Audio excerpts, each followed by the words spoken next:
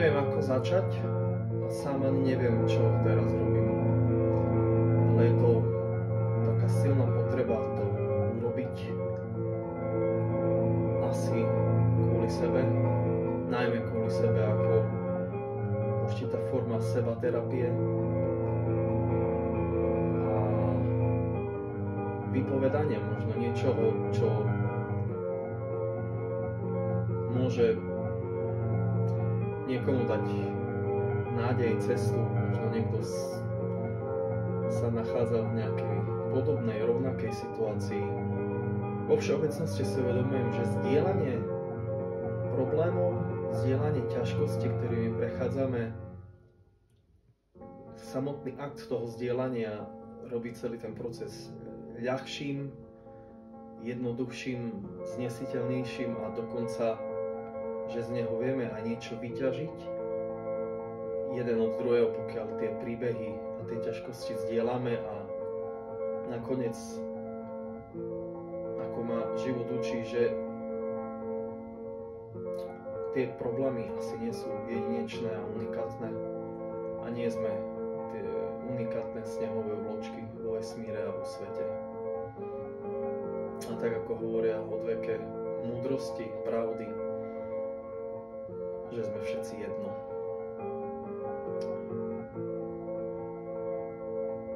Kde by som začal? Asi pri intuícii. Intuícia je záhadná, silná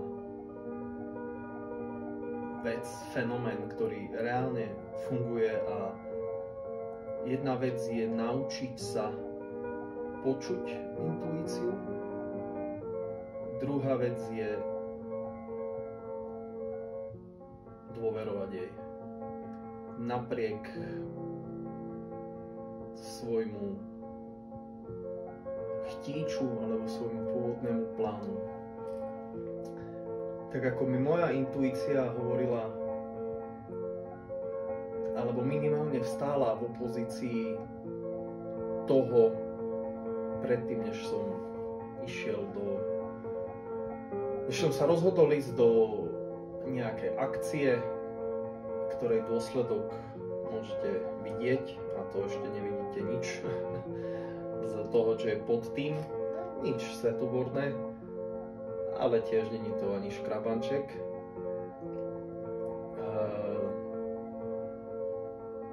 Tak predtým celým tam bola tá intuícia, ktorá hovorila, vieš, že tam, kde ideš, nájdeš to, čo potrebuješ. Potrebuješ to nájsť, aby si to pochopil a zmúdrel? Potreboval som to a dostal som to. Človek dostane, čo chce. Funguje to šialene, až mysticky presne. Avšak nedostaneme to, dostaneme to, čo chceme a veľakrát si uvedomíme, že vlastne to nebolo to, čo sme chceli. Pretože čo chceme my, nie je veľakrát esencia alebo obsah. Čo chceme my, je mnohokrát nejaká forma, na ktorú sa môžeme upnúť, ktorá nám len potvrdí naše vnútorné vzorce, naše vnútorné pohľady na pravdu. Jednoducho niečo, čo len poklepe naše egičko a povie, správne premýšľaš, múdro, áno, najlepšie, si najlepší na svete, majster sveta. A reálne, čo chceme, čo za tým celým je duch, ktorý je hladný po pravde. A duša, ktorá práve nasleduje toho veľkého ducha, ako tomu hovoria Indiáni napríklad. A tá duša zakusuje tie skúsenosti. A zakusuje skúsenosti ega, a zakusuje skúsenosti veľkého ducha. A jedna z tých vecí Jedna z tých vecí je pravda. O pravde asi sa už písalo, aj sa píše mnoho, najmä veľmi dobre o tom píše Jordan Peterson, aká jedno z jeho pravidiel, 12 pravidiel pre život, tuším, alebo tá druhá kniha, hovorí, že hovorte pravdu, alebo aspoň neklamte. A prečo je to tak? A vysvetľuje tam vlastne celú tú schému, celý ten pôdorys tej lži a klamstva. Čo to v nás psychologicky spôsobuje. A zjednodušene povedané, je to niečo, čo bytostne prežívam. A dá sa povedať, že som prežíval, už to asi neprežívam, len tak rezonujú dôsledky toho, kedy sa človek zapletie do pavučiny lží sám, ktoré sám spriada a vy nemáte prehľad. Človek stráca prehľad o tom vlastnom naratíve lží, preto je tá pravda mnohokrát ťažšia, ale tá pravda má váhu, pretože tá pravda v tej pavučine lží, ona ju pretrhne akoby.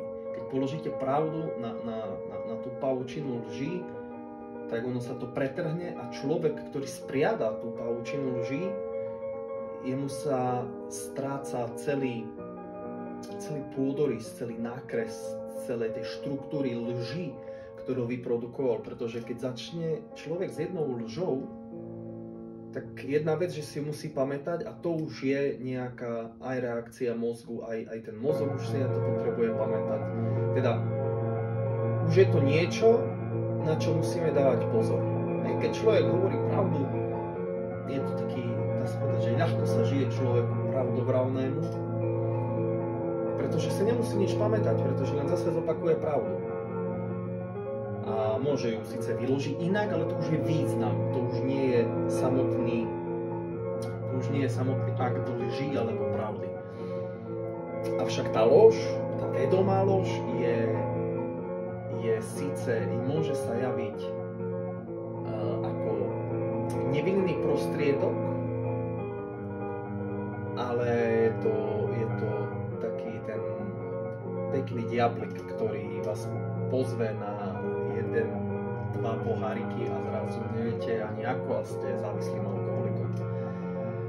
A vaša pavučina lží sa zrúti skôr či neskôr, pretože vy si ju nedokážete ustrážiť a už vy sami sa v nej strácate, teda je to vy sami v zmysle ľudia, ktorí to robia. A robíme to všetci asi, ja tiež nie som bez viny. Ide o to, do akej miery tie lži, koľko ľudí do nich napríklad spriadam, lebo pokiaľ som to len ja a ja si niečo nahováram a ja som sebe klamem a neviem, kam už ma čaká a mu poviem, že som na ceste, ale pravda je taká, že si len obúvam topánky ešte. Hej, OK, berem tú vinu na seba a aj mnoho ďalších lží väčších, ktorých som sa dopustil v živote voči iným ľuďom, ale práve vďaka aj človeku ako je Peterson alebo mnohým ďalším písmu, napríklad aj Biblia alebo akékoľvek ďalšie duchovné učenia, fakt hovoria o pravde ako o prostriedku, ktorý poznaj pravdu a pravda ťa vyslobodí. Pretože keď človek vie, kde je a prizná si všetky tie aspekty toho, že kde som, ako som, čo je reálne za situáciu, vtedy sa z nej vie dostať von. A vtedy presne platí, že komu jest rady, tomu jest pomoci. Ale keď je človek drží tú pavučinu lží zubami nechtami a tá pavučina lží sa rozpada z každej strany zo všetkých frontov.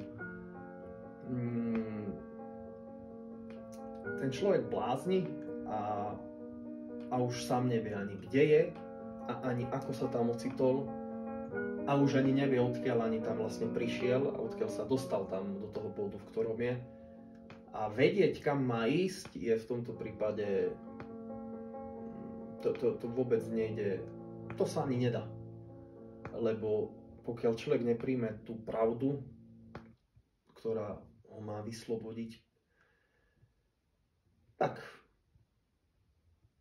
nemôže ísť nikam. Jediná cesta je zase k pravde.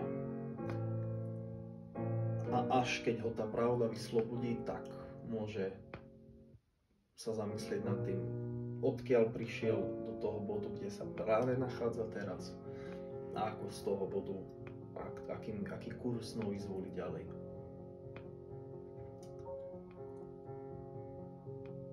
Celé to robím preto, lebo život niekedy dáva také zvláštne skúšky, môžeme to nazvať príležitosti, môže to niekto nazvať tie, že polena pod nohy, niekto to môže nazvať, že prostriedky ako zosilnieť. To je ten môj pohľad, ktorý od detstva sa snažím mať stále na očiach a v hlave, nech sa dialo a deje čokoľvek, že život dáva príležitosti zosilnieť. A jedna z kľúčových príležitostí, ako zosilnieť, je prijať vlastnú slabosť.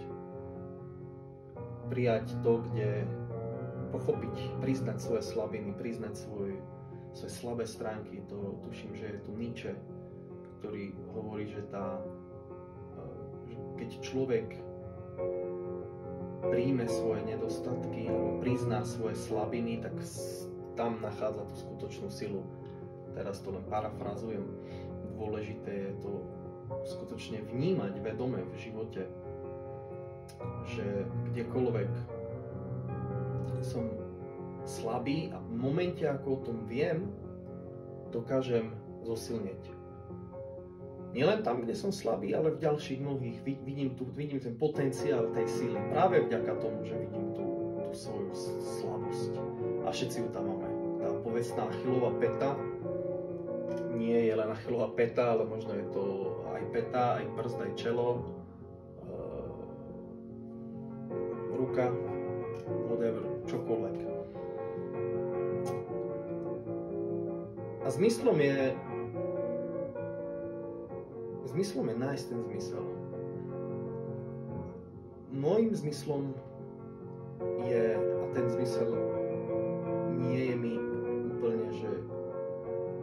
úplne že vlastný, lebo musím povedať, že som mnoho z týchto vecí preberal a vedome som ich preberal a vedome som kopíroval mentálne konštrukty mojich vzorov, ľudí, ktorých som sa rozhodol nasledovať. A tí ľudia majú jednu, ak majú nejakú, majú ich mnoho, ale ak je tam nejaká červená niť, ktorá ich všetkých spája, tak je to sila. Je to sila, je to niečo, čo ja som si tak interne nazval Sol Invictus, alebo neporazené slnko. Je to niečo, že človek aj v tom najväčšom utrpení, ktoré sa mu deje na fyzickej, mentálnej alebo psychickej úrovni, duševnej, jednoducho ten človek sa stále dáva zmysel a význam tej sile, teda nachádza tú silu, dáva celej tej situácii význam práve preto a dáva jej zmysel, práve preto v nej nachádza silu a on dokáže nielen, že z tej situácie niečo vyťažiť pre seba, on ju práve tým dokáže ešte aj celú otočiť a dokonca obohatiť druhých ľudí všetkým spôsobom. A jedna z takých vecí bol príbeh Viktora Emanuela Frankla, ktorý napísal knihu Hľadanie zmyslu života. Je to muž, ktorý prežil 3 koncentračné tábory. Odporúčam skutočne knihu. Je to fantastická literatúra, ktorá naozaj dáva človeku ten nadhľad na to, že život je skutočne o voľbe. A voľbe ani nie tak nejakých konkrétnych činov, alebo že tá slobodná vôľa možno ani nespočíva tak v tom, že teraz ja si poviem, že nechcem čokoládu, alebo chcem, a že môj mozog sa rozhodne skôr pre toto, alebo pre niečo iné, ako sa robili už tie výskumy, že či existuje slobodná vôľa. Som presvedčený, že slobodná vôľa existuje, len nie na tej povrchnej úrovni. Tam možno sú nejaké programy a vzorce už podvedome, nevedome, ktoré fungujú. Ale slobodná vôľa podľa môjho úsudku spočíva v pozícii, teda v možnosti vybrať si pozíciu. A to máme vo všetkých mýtoch, v bájach, v rozprávkach. Môžete padnúť prijať rolu obete. A v určitom zmysle máte plné právo. Akože máme na to ľudia plné právo. Hej, ubližujú mi, všetko zle bolo, tamto zle bolo a tí bohovia mi udelili taký osud, že ja chudinka musím celý život robiť to a trpieť a podobne. A druhá pozícia je práve pozícia sily, ktorá je vlastná práve hrdinom. Krásny príklad je Sisyfov, ktorého bohovia odsúdili k večnému tlačeniu balvanu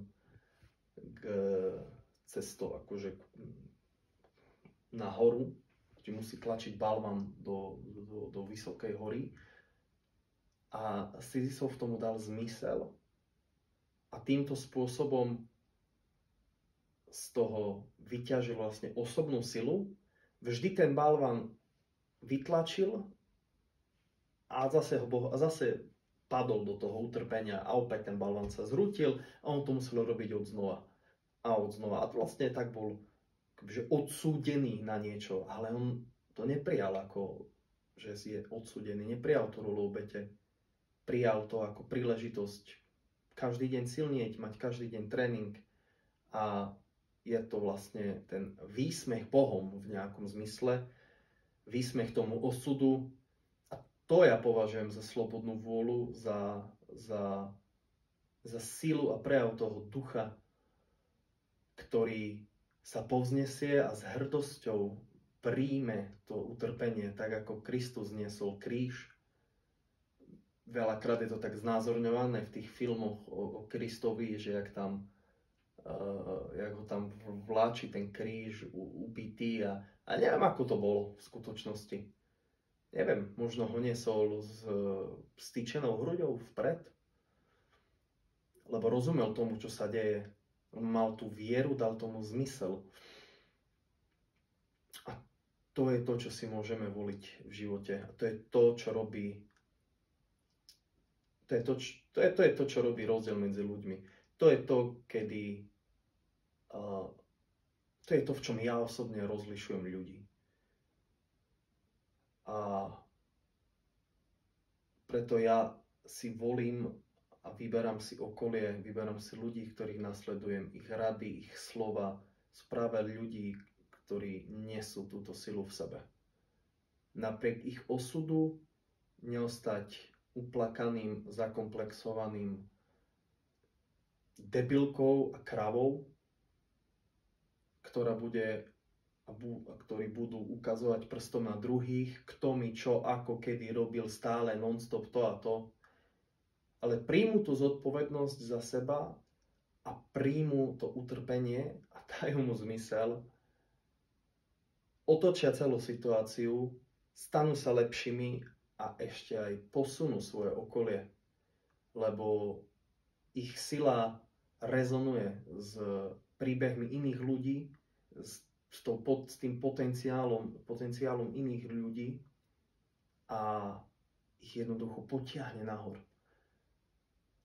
To je hrdina. A to je asi ten najväčší prejav slobodnej vôle, aký môže byť. Je to voľba pozície voči životu. Vyberám si, či budem sedieť na toalete so štetkou v ruke, mysliať si, že sedím na tróne a v ruke držím žezlo moci a oháňať sa, aký som, kde som a kto sú akí, čo sú akí. Alebo skutočne prijať to utrpenie s vďakou, s hrdosťou a niesť ten kríž, ktorý ma vyslobodí. Lebo ten kríž je križovatka toho možno rozhodnutia. Možno toho, že niečo musí zomrieť, aby sa niečo mohlo znovu zrodiť. Silnejšie. Lepšie. Tak ako je v mýtoch a v starých kultúrach, civilizáciách had veľkým, takou stálou symbolikou, najmä tej premeny. Práve to je ten had, ktorý zvlečie tú kožu a asi keď sme sa spýtali toho hada, možno to je šialený proces. Možno to je, že on reálne musí zvliecť tú kožu, že to je šialený, bolestivý proces a prežije ho len ten, kto má tú vôľu tej bolesti sa podstúpiť, lebo vidí, že to, kde môže byť, je lepšie a sľubnejšie ako to, kde je teraz. A rozhoduje sa ísť aj napriek bolesti, aj napriek strachu a všetkým možným komplikáciám a nepríjemnostiam. A to nie sú nepríjemnosti, že ma svrbí nos alebo dačo ma pichá v nohe. Sú to fakt veci, ktoré asi sú aj na hrane života a smrti miestami v tých šialených obrovských príbehoch, ktoré život píše.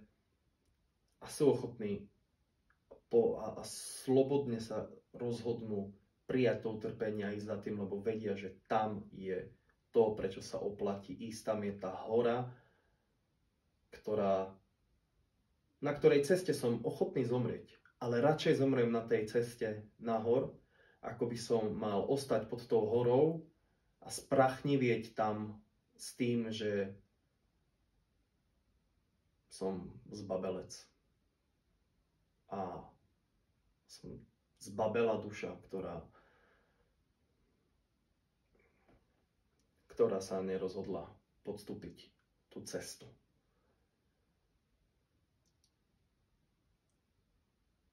Takže, tak ako som povedal, neviem, čo to celé je, neviem, koľko toho ešte bude, ale je to niečo, čo asi budem robiť teraz častejšie. A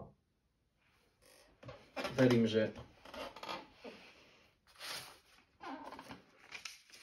to možno bude mať nejaký prínos a zmysel vzhľadom na to, že som teraz trošku viac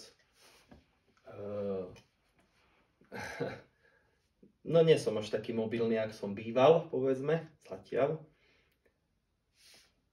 Ale viem sa sústrediť na iné veci a možno je to aj príležitosť, práve je to príležitosť o tom, o čom som celý čas hovoril, pre nejakú novú časť mňa. A človek, ktorý sa bojí robiť chyby, dám držím palce. Strach a peniaze som nikdy nemal.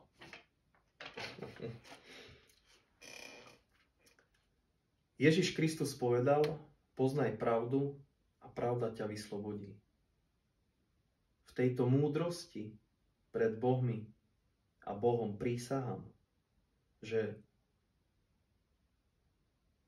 sa môj život bude z mojej strany viesť v duchu tejto pravdy.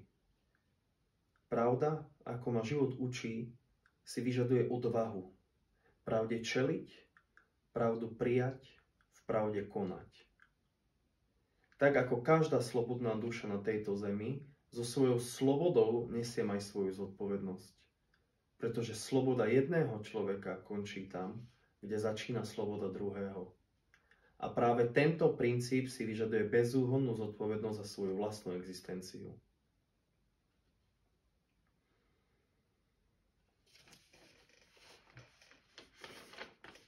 Ja mám to ešte celé napísané v takej forme, že by som sa s tým postavil pred dav ľudí, ale v takejto nevidnej, asi čo to bude, YouTubeovej forme s linkom, ktoré si pozrie pár ľudí. Je to zaujímavé. A je to aj zaujímavé preto, lebo tá budúcnosť niekam smeruje a niekam ide. A možno moje pravnúčata, prapravnúčata, keď Boh dá, budú vedieť, budú ma lepšie môcť poznať. Čiže je to aj pre nich, tak ako robím pre nich a pre svoj rod už niekoľko rokov nejakú aktivitu, nejakú činnosť, ktorá je taká jak by sa to, taká mníchovská robota, robota mníchov, ktorú tiež mi prišlo intuitívne pred niekoľkými rokmi, že to mám robiť, lebo jednak, že z toho ťažím ja sám, aj v takých situáciách, v akých sa možno nachádzam teraz. A je to aj užitočné pre môj rod, pre ľudí, ktorí budú tam potom po mne. Že tu bol niekto, nejaký blázon, nejaký magor, ktorý robil tieto veci. A aby som sa úplne nezbláznil, tak sa nahrával na telefón, rozprával to, dával to na internet, lebo mu to pomohlo. A takisto to pomáha mnohým ľuďom. A je kopu tých podcasterov, ktorých sledujem, mám voči nim obrovský rešpekt a úctu. Môj podcast je, ani nemôžem povedať, že nejaký podcast, to by som veľmi asi urazil, remeslo, ktoré už by sa dalo nazvať remeslom. Rozprávam do telefónu samému pred sebou, do AirPodov a čo z toho bude, ako sa to uchytí, nie je vôbec dôležité. Dôležité je, že môžem zo seba dostať nejaké veci von a inšpirovať sa druhými ľuďmi, ktorí niečo také robia a práve niečím takým začali. That's it. V pozadí na začiatku hrala platňa od Metamorfózy od Filipa Glassa, ktorú som dostal nedávno na svoje narodeniny. A na budúce ju pustím tiež. Odporúčam. Krásna hudba. Počúvajte hudbu a dobrú hudbu. Dáva to človeku iný rozmer, iné spektrum žitia, prežívania, bytia. Je to rytmus, je to nejaká frekvencia, rytmus, tempo a čo je život, ak nie to? Frekvencia, rytmus, tempo, dynamika. Počúvajte dobrú hudbu. A aká hudba je dobrá, srdce vie, lebo to vás dostane do úplne iného stavu. Tak. Sol Invictus.